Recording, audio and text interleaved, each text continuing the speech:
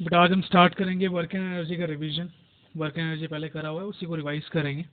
ठीक है, तो स्टार्ट करते हैं बेटा पहली स्लाइड से।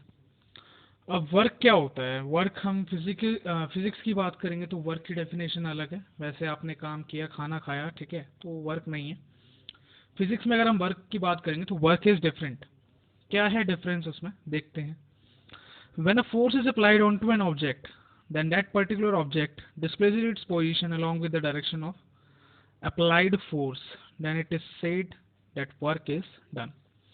सपोज एक ये ऑब्जेक्ट है, यहाँ पे आपको दिख रहा होगा, इस पे हमने फोर्स लगाया, यहाँ से हमने क्या किया, फोर्स अप्लाई किया, तो ये यहाँ पे पहुंच गया। सपोज इसने अपनी पोजीशन डिस्प्लेस कर दी, और कितना ट्रैवल करा इसने, सपोज हमने मान लिया कि एस जो है वो उसने डिस्टेंस या जो डिस्प्लेसमेंट है उसका एस है। तो वर्क डन क्या हो जाएगा यहाँ पे, एफ इंटू एस। मीन्स कहने का क्या है, अगर हम लीनियर मोशन की बात कर रहे हैं, लीनियर मोशन का मतलब क्या है, एक स्ट्रेट लाइन में जो मोशन है उसको हम लीनियर मोशन कहते हैं, आपको पता है। तो यहाँ पे हम किसकी बात करेंगे, वर्क, जो हम 9th क्लास में भी पढ़ रहे हैं, चैप्टर नंबर 11। तो यहाँ पे जो भी बात होगी वो सारी लीनियर मोशन पे होगी। एक स्ट्रेट लाइन मोशन है, उस पर हम डिस्कस करेंगे। ठीक है, आपने बॉल थ्रो करी एयर में, तो एक पर्टिकुलर एंगल पे थ्रो कर रहे हैं आप, वो आप 11th क्लास में जाएंगे, जब आप साइंस लेंगे तो आप वहाँ पे पढ़ेंगे फिजिक्स में। लेकिन यहाँ पे जो हम वर्क की बात करेंगे वो एक स्ट्रेट लाइन में मोशन रहेगा, लीनियर मोशन रहेगा। मीन्स वहाँ पे एंगल डिपेंड नहीं करेगा। अगर हम यहाँ पे एंगल देखेंगे भी तो एंगल क्या आ रहा है यहाँ पे, थीटा की वैल्यू क्या आ रही है, 0। थीटा क्या है बेटा, ये एंगल को मेजर करते हैं हम थीटा में, डिग्रीज में जो एंगल मेजर होता है उसको हम थीटा लिखते हैं। तो यहाँ पे एंगल क्या है, स्ट्रेट लाइन में 0 डिग्री दिख रहा है आपको। ठीक है, तो यहाँ पे वैल्यू क्या आएगी, 0 आएगी, डेट्स वाई उसको हम कंसीडर नहीं करेंगे। ठीक है, अब यहाँ पे जो वर्क आया है वो एफ इंटू एस आया है। एफ इंटू एस क्या है, हमारा वर्क डन है। अब वर्क डन की एसआई यूनिट होती है, क्या एसआई यूनिट होती है वो देखते हैं हम यहाँ पे। एसआई यूनिट क्या है, वर्क की जूल। एसआई यूनिट वर्क की क्या होती है, जूल होती है। वर्क डन किसके इक्वल था, F into S, means force into displacement, force into displacement multiply कर देंगे, जो उनका प्रोडक्ट आएगा वो हमारा क्या देगा, हमें वर्क देगा। फर्दर हम डिस्कस करें व्हाट इज 1 जूल। क्वेश्चन आ जाता है व्हाट इज 1 जूल। तो 1 जूल क्या है बेटा, when a force of 1 newton is applied on to an object and that particular object displaces its position by 1 metre, then 1 joule of work is done. Simple सा है। 1 joule क्या है, basically आपका 1 Newton का force आपने apply किया और जो ऑब्जेक्ट है वो डिस्प्लेस हो जाता है 1 मीटर से, तो वो फोर्स जो अप्लाई किया गया है और वो डिस्टेंस जो उसने ट्रैवल करी है, उन दोनों का प्रोडक्ट हमें क्या देगा, 1 जूल देगा, विच इज आवर वर्क। ठीक है, अब इसी के ऊपर अगर आप एक क्वेश्चन देखेंगे तो क्वेश्चन आप पेज नंबर 146 पे आ जाएंगे, सॉरी 148 एनसीईआरटी में। एनसीईआरटी में जो आपका पेज नंबर 148 है उस पर आप आएंगे तो आपको ब्लूप्रिंट में क्वेश्चन दिख रहा होगा। क्वेश्चन क्या है, क्वेश्चन है बेटा आपका यहाँ पे ये, अ force of 7 Newton acts on an object. Book आप ओपन कर लीजिएगा अभी जब आप वीडियो देख रहे होंगे, ओपन कर लेंगे तो आपको दिख जाएगा क्वेश्चन क्या है ब्लूप्रिंट में। अ force of 7 Newton acts on an object, force कितना अप्लाई हुआ है, एफ इज 7 न्यूटन, 7 न्यूटन का फोर्स अप्लाई हुआ है। द डिस्प्लेसमेंट से 8 मीटर, डिस्प्लेसमेंट कितनी हुई है इसमें, 8 मीटर की डिस्प्लेसमेंट हुई है। मीन्स ऑब्जेक्ट, यहाँ पे डायग्राम भी दे रखा है, 7 न्यूटन का फोर्स अप्लाई किया और 8 मीटर उसने ट्रैवल करा। तो हमें क्या फाइंड आउट करना है, what is the work in this case. Linear motion है, सिंपल आप वर्क का फॉर्मूला लगाएंगे, एफ इंटू एस करेंगे, तो एफ इंटू एस आपका क्या आ जाएगा, 7 into 8, then your answer will come out to be 56।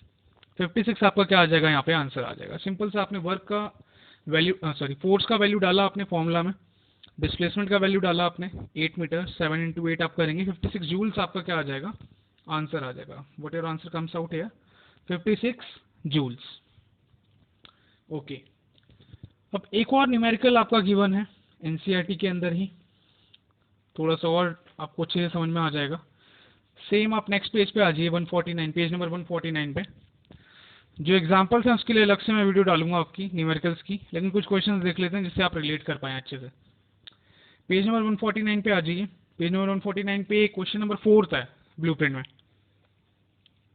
क्या है question? A pair of bullocks exert a force of 140 Newton. एक पेयर है बुल्स का एक पेयर है, वो कितना फोर्स लगा रहे हैं?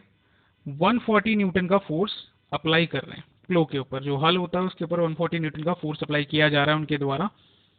और जो फील्ड कितनी प्लो हो गई है, डिस्टेंस मतलब कितनी ट्रैवल कर ली है उसने?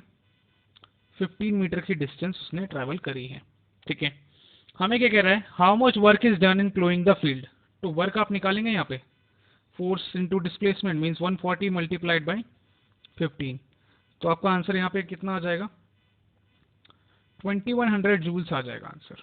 14 को आप 15 से मल्टीप्लाई करेंगे 210 आएगा, साथ में जीरो है तो 2100 जूल्स आपका क्या आ जाएगा यहाँ पे? आंसर आ जाएगा। ठीक है, तो कहने का मतलब क्या है, ये सिंपल से क्वेश्चंस थे, तो इससे हम जो हमारा फॉर्मूला था उसको हम यहाँ पे समझ पाए कि वर्क एक्चुअल में है क्या। हम लीनियर मोशन की बात करेंगे, यहाँ पे स्ट्रेट लाइन में मोशन रहेगा जैसे कि आपको यहाँ पे डायग्राम में दिख रहा होगा। तो जो फोर्स अप्लाई किया जाएगा वो किसके ऊपर अप्लाई किया जाएगा? ऑब्जेक्ट के ऊपर। और ऑब्जेक्ट क्या करेगा? उसी डायरेक्शन में जहाँ पे फोर्स को अप्लाई किया जा रहा है, चाहे पुश किया जा रहा हो चाहे पुल किया जा रहा हो, ठीक है, उसी डायरेक्शन में ऑब्जेक्ट मूव करेगा। और उसी डायरेक्शन में जब ऑब्जेक्ट मूव करता है तो वहां पे कुछ ना कुछ वर्क होता है।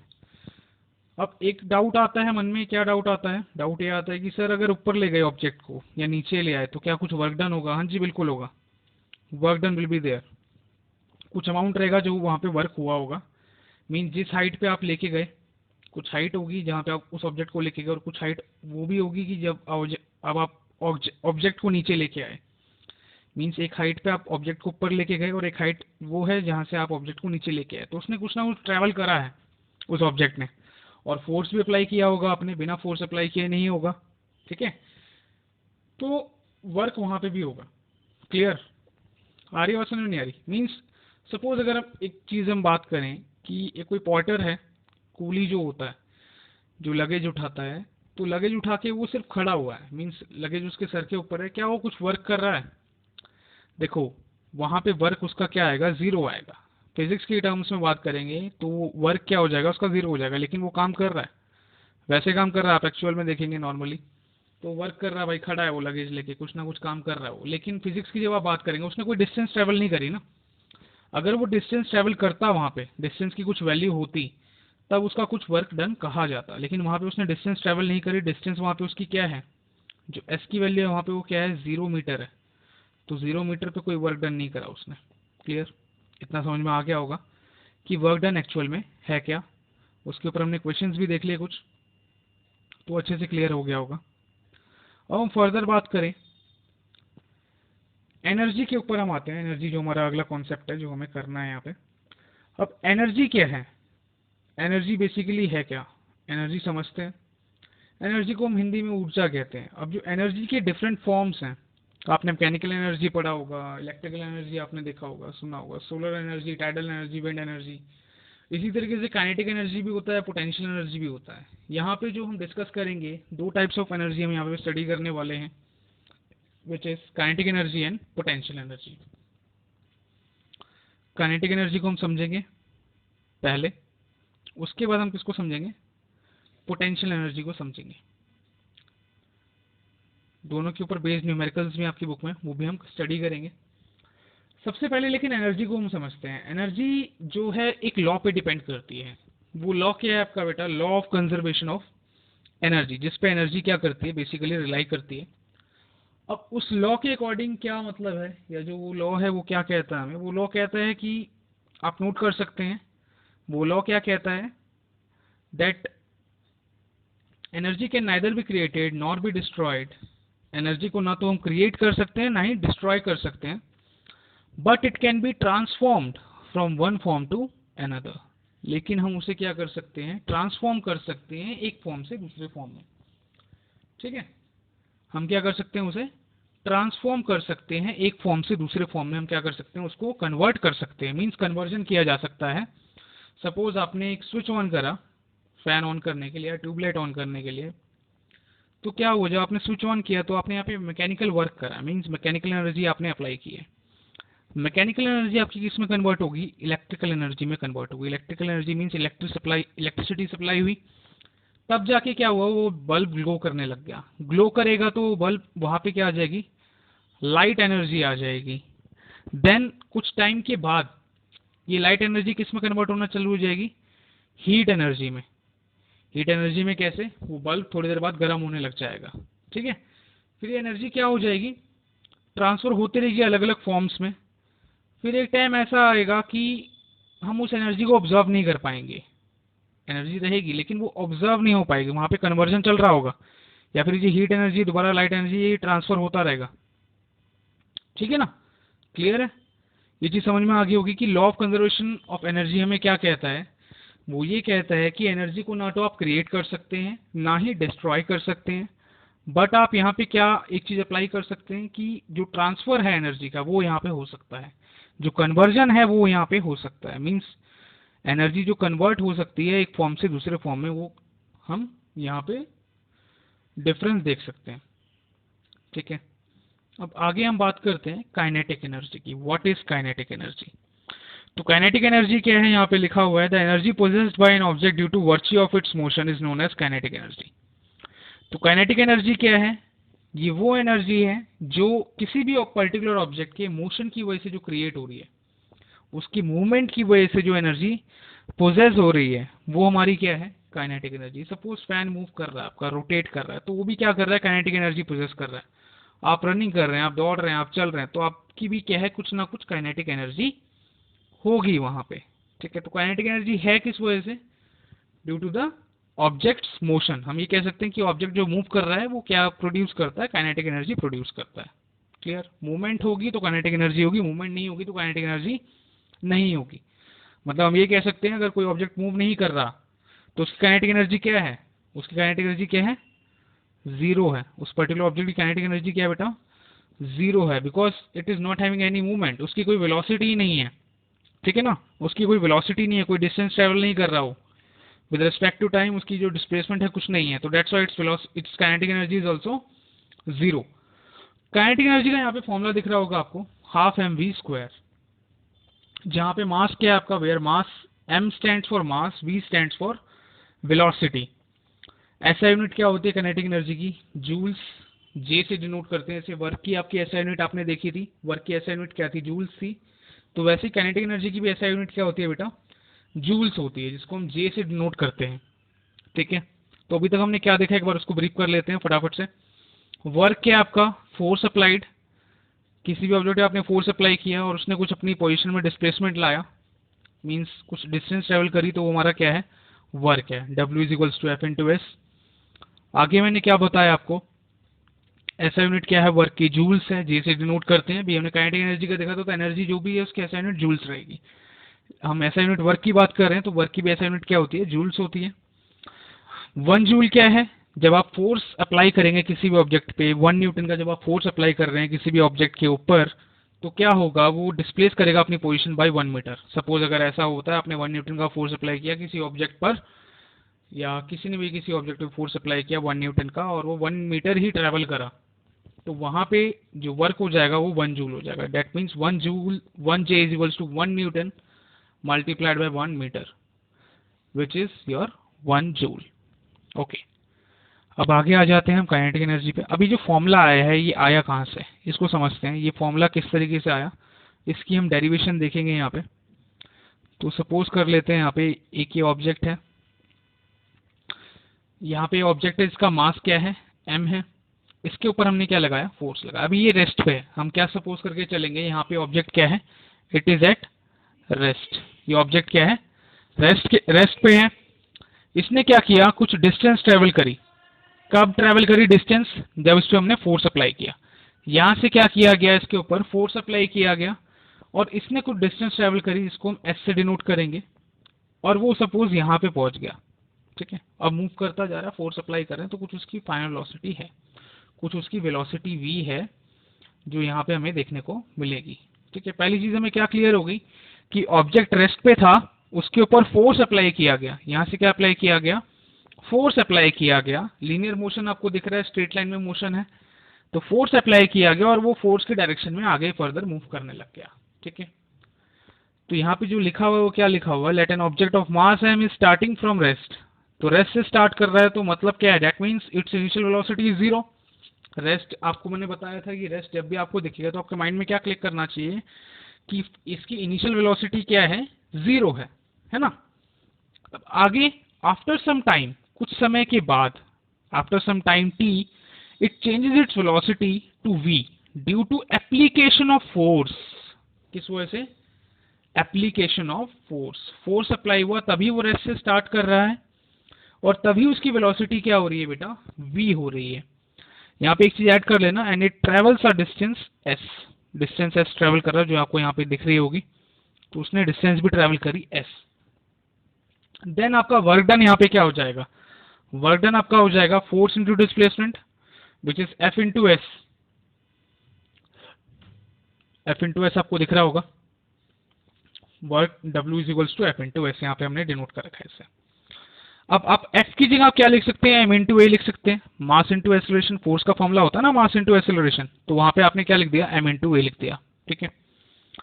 अब एक्सेलरेशन की जगह भी आप कुछ लिख सकते हैं। आपने थर्ड इक्वेशन पढ़ी थी मोशन की, v square minus C square equals to 2as। अगर मैं यहाँ से एक्सेलरेशन का आंसर निकालूं, क्योंकि मैं यहाँ पे लिख किसकी जगह पे रहा हूँ, एक्सेलरेशन की जगह पे लिख रहा हूँ ये चीज, तो अगर आप a का आंसर निकालेंगे तो क्या आ जाएगा, v स्क्वायर अपॉन 2s आ जाएगा। 2s यहाँ पे मल्टीप्लाई में a के साथ यहाँ पे आके क्या हो जाएगा, डिवाइड हो जाएगा। तो डेट्स वाई हमने a की जगह क्या लिखा है, b square minus you square upon 2s। s यहाँ पे एक पहले से था तो s से s कैंसिल आउट हो गया। अब क्या बच गया बेटा यहाँ पे, v square minus you square upon 2। अब एक और चीज, स्टार्टिंग में हमने क्या देखा था कि ऑब्जेक्ट रेस्ट से चलना स्टार्ट कर रहा है, that means its initial velocity is 0। तो हमने u की जगह क्या लिख दिया, 0 लिख दिया, है ना। यहाँ पे हमने क्या लिख दिया, u की जगह 0 मेंशन कर दिया। तो क्या बच गया, w is equals to M into V square upon 2, या फिर हम इसे क्या लिख सकते हैं, w is equals to half M V square लिख सकते हैं। अब ये सारी चीज कब हो रही है, जब वो ऑब्जेक्ट क्या कर रहा है, मूव कर रहा है। दैट्स वाई ये जो वर्क है वो क्या है, उसकी काइनेटिक एनर्जी है which is half M V square. क्या है वो, हाफ एम वी स्क्वायर है। एक बार दोबारा देखो यहाँ से जो चेंजेस आए हैं इसमें, एफ की जगह हमने क्या लिखा, एम इंटू ए लिखा, फॉर्मूला होता है उसका। ए की जगह हमने क्या लिखा, V square minus V square upon 2s। क्यों लिखा, क्योंकि एक्सेलरेशन का जब आप यहाँ से आंसर निकालेंगे तो एस यहाँ पे डिवाइड में आ जाएगा, 2b यहाँ पे डिवाइड में आ जाएगा इसके साथ, तो यहाँ पे हमने ये चीज मेंशन कर दी। एस से एस कैंसिल आउट हो गया, यू की जगह आपने 0 लिख दिया। क्यों लिखा, क्योंकि ऑब्जेक्ट रेस्ट से चलना स्टार्ट कर रहा है due to the application of force. That's why you हमारा क्या हो गया, इनिशियल वेलोसिटी क्या हो गया हमारा यहाँ पे 0 हो गया। तो u की जगह हमने क्या मेंशन कर दिया, 0 मेंशन कर दिया। तो क्या बच गया हमारे पास, w is equals to M into V square minus upon 2, या फिर हम क्या लिख सकते हैं, w is equals to half M V square. और ये सारी चीजें क्या हो रही हैं, उसके मोशन की वजह से हो रही है। That's why it is it's kinetic energy. जो वर्क हो रहा है वो उसकी क्या है, काइनेटिक एनर्जी तो है, तो इसलिए वो क्या आ गया, हाफ एम वी स्क्वायर हमारा आंसर यहाँ पे आज आ गया। तो इस डेरिवेशन से हमें क्या पता लग गया, इस डेरिवेशन से हमें ये पता लगा कि जो काइनेटिक एनर्जी का फॉर्मूला है हाफ एम बी स्क्वायर, वो किस वजह से है, ठीक है। उस चीज को हमने यहाँ पे स्टडी कर लिया, ठीक है। मीन्स कोई भी ऑब्जेक्ट जब मूव कर रहा है वो काइनेटिक एनर्जी पोजेस कर रहा है, तो जो हाफ एम बी स्क्वायर है वो फॉर्मूला किस तरीके से आया वो हमने यहाँ पे स्टडी कर लिया, ठीक है। इतना समझ में आ गया होगा। कोई डाउट और क्वेरी होगी तो आप मेरे को रिवर्ट भी करेंगे इसके ऊपर। अब एक क्वेश्चन देख लेते हैं इसके ऊपर, कोई इजी सा जो यहाँ पे हम उसको सॉल्व कर लें।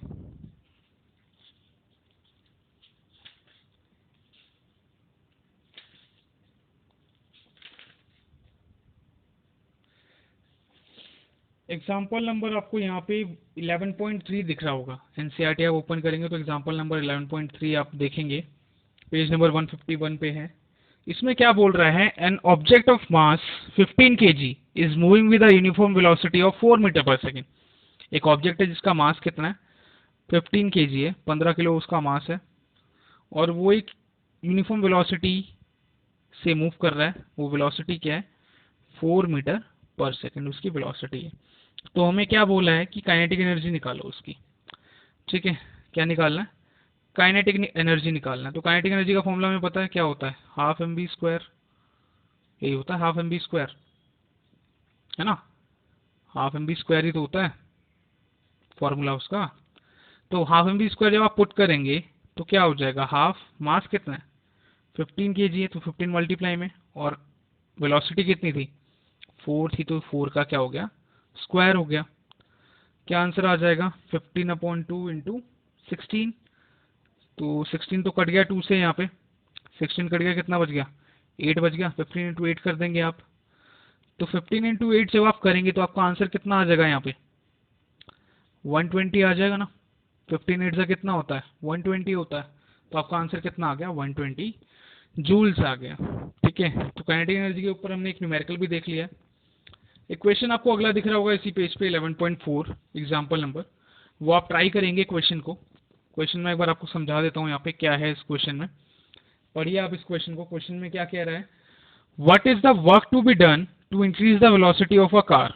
हमें क्वेश्चन में क्या बोला कि एक कार है जो कुछ वेलोसिटी से मूव कर रही है, उसकी अभी करंट में वेलोसिटी कितनी बता रहा है 30 किलोमीटर पर आवर, है ना, ये उसकी वेलोसिटी बता रहा है।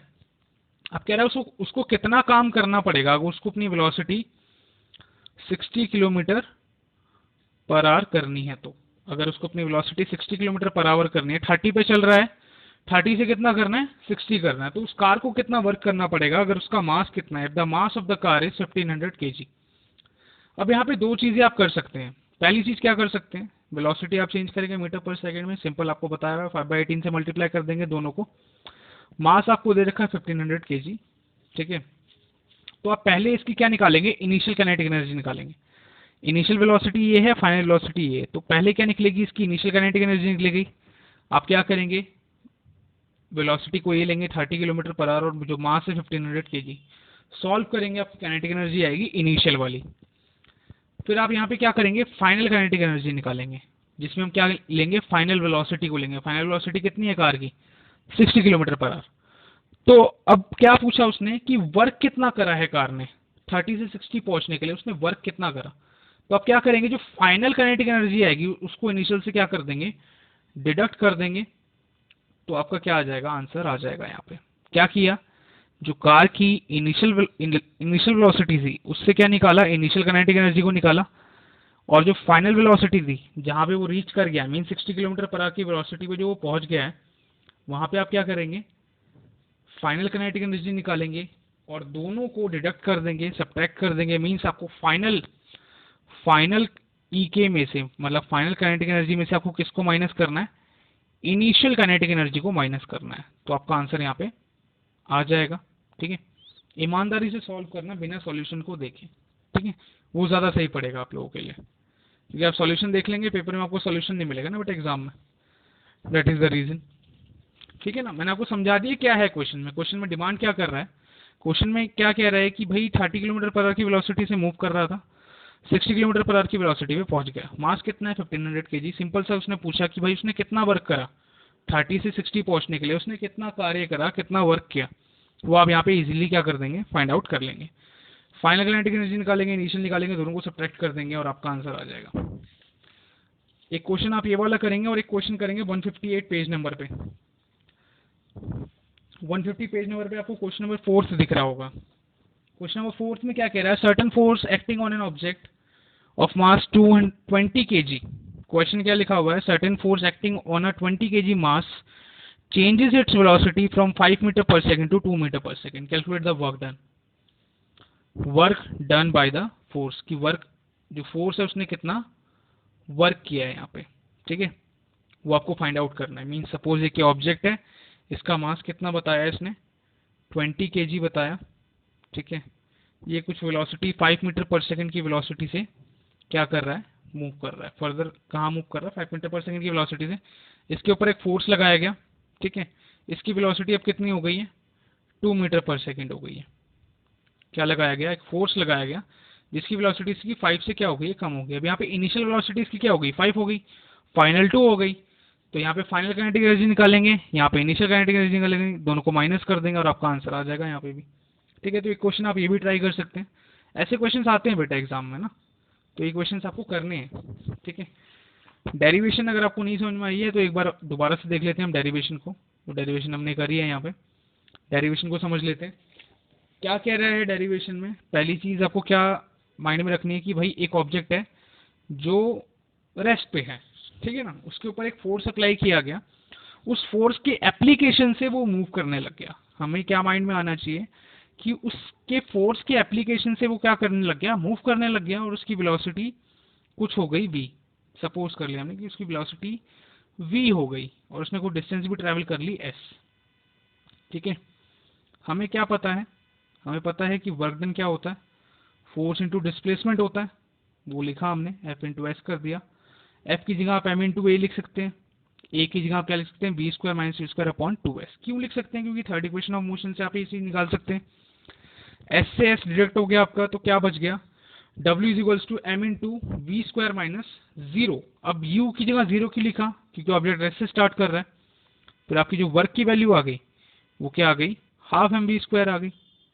और जो वर्क है वो ऑब्जेक्ट के मोशन की वजह से हो रहा है, that's why it is it's kinetic energy.